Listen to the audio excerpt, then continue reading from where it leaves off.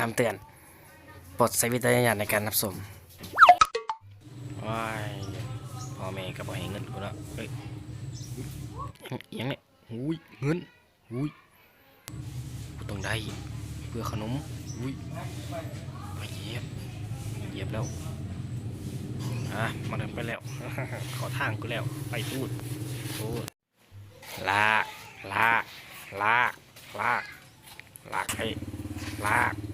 ลากลาก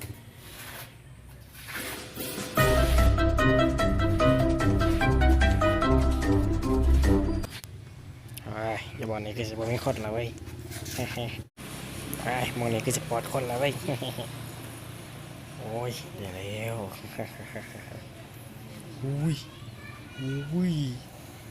กินขนมเลยมือนี้อุ้ย